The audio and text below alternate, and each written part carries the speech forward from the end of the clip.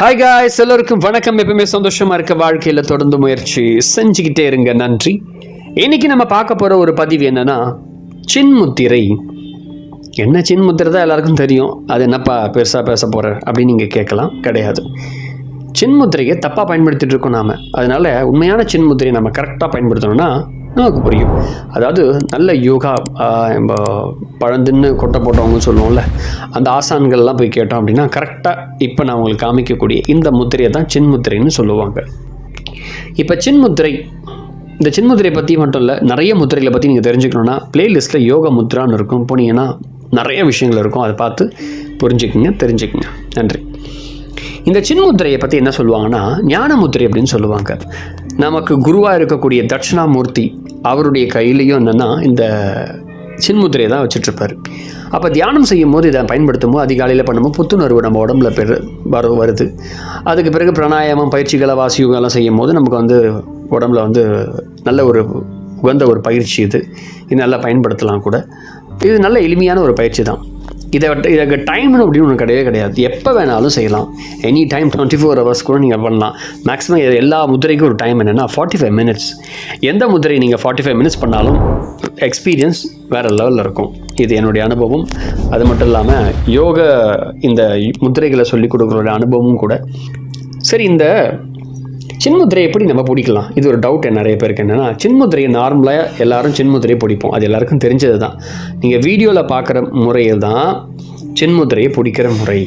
நேராக நம்முடைய ஆள்காட்டி, அதாவது நம்முடைய கட்டை பயன்படுத்தி ஆள்காட்டி விரலுடைய முனையை நம்ம அழுத்திட்டு அப்படியே உட்காருவோம். ஆனால் அப்படி பயன்படுத்தக்கூடாது சின்முத்திரை எதுனா, நம்மளுடைய அந்த ஆள்காட்டி விரலும் கட்டை விரலுடையும் அந்த நகக்கண் ஓரத்தில் தான் அழுத்தணும்.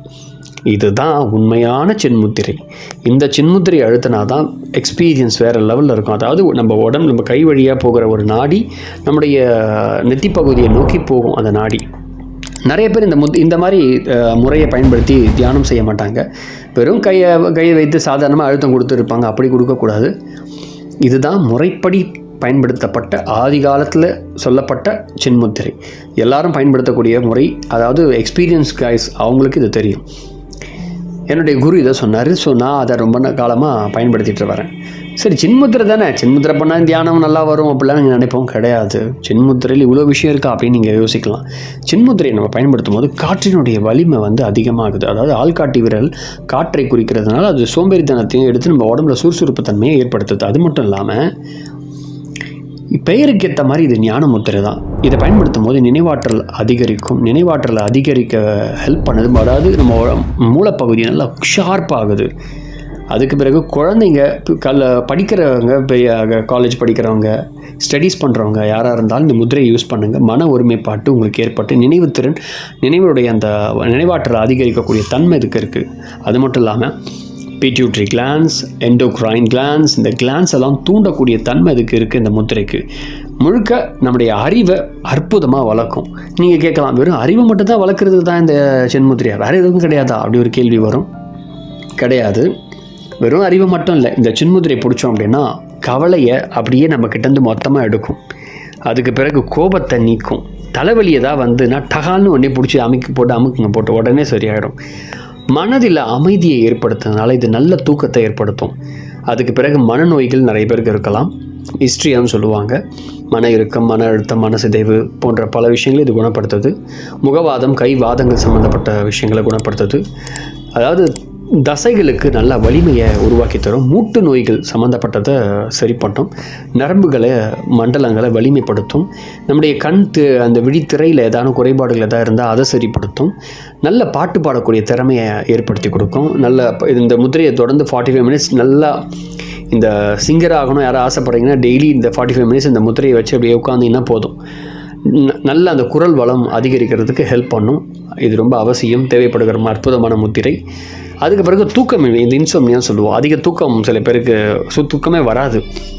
நீங்கள் தூக்கமே வராதவங்க இந்த முத்திரையை பயன்படுத்துங்க, நல்ல தூக்கம் வரும்.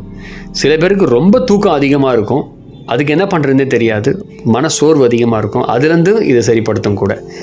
அது மட்டும் இல்லாமல் இந்த முத்திரையை எவ்ரிடே 45 minutes நீங்கள் தொடர்ந்து செஞ்சோம் அப்படின்னா இப்போ சொன்ன இந்த எல்லா விஷயமும் உங்களுக்குள்ளே சேஞ்ச் ஆகும்.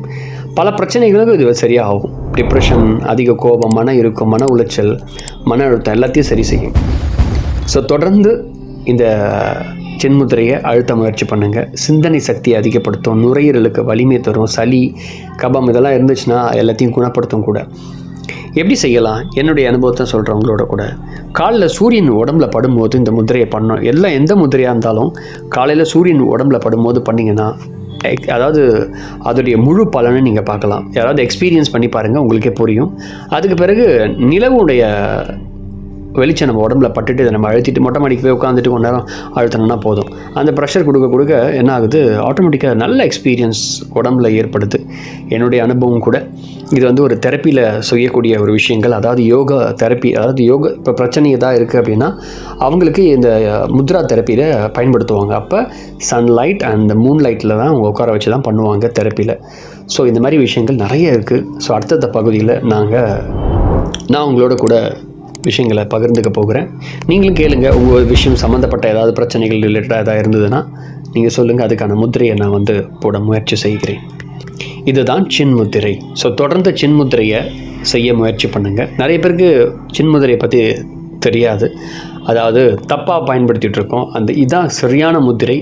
இவ்வளோ நாள் நீங்கள் பண்ணதுக்கு சின்முத்திரைக்கும் இப்போ பண்ண போகிற சின்முத்திரைக்கும் வித்தியாசத்தை ஒன்றும் இல்லை. இப்போவே இந்த வீடியோவை பார்த்துட்டு உடனே இப்போ கட் பண்ணாதீங்க, பாஸ் பண்ணிவிட்டு ஜஸ்ட் ஒரு 5 மினிட்ஸ் நான்ஸ்டாப்பாக அழுத்திட்டு மறுபடியும் பாருங்கள். உங்களுக்கே புரியும், ஒரு சட்டன் சேஞ்சஸ் உங்கள்கிட்ட ஏற்படுறதை நீங்கள் உணர்வீங்க. அப்போ 45 மினிட்ஸ் தொடர்ந்து போனால் என்ன ஆகும், நீங்களே முயற்சி செய்து பாருங்கள். நன்றி. மறக்காமல் இந்த வீடியோவை நிறைய பேருக்கு ஷேர் பண்ணுங்கள், அவங்களும் தெரிஞ்சுக்கிட்டோம். யாரெல்லாம் தியானம் பண்ணுறீங்களோ மறக்காமல் இந்த முத்திரையில் கரெக்டாக ஃபாலோ பண்ணிங்கன்னா வேறு லெவல் எக்ஸ்பீரியன்ஸ் இருக்கும்.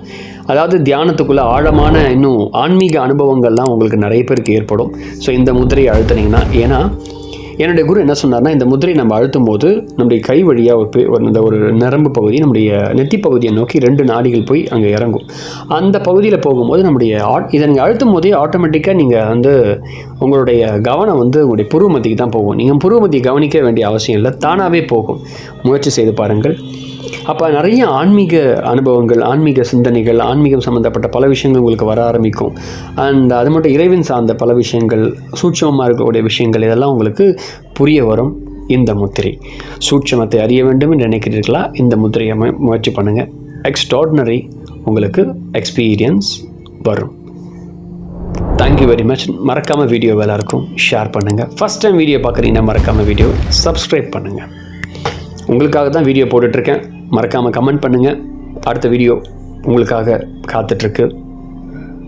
என்ன மாதிரி முத்ரா வேணும்னு நினைக்கிறீங்க அதையும் சொல்லுங்கள்.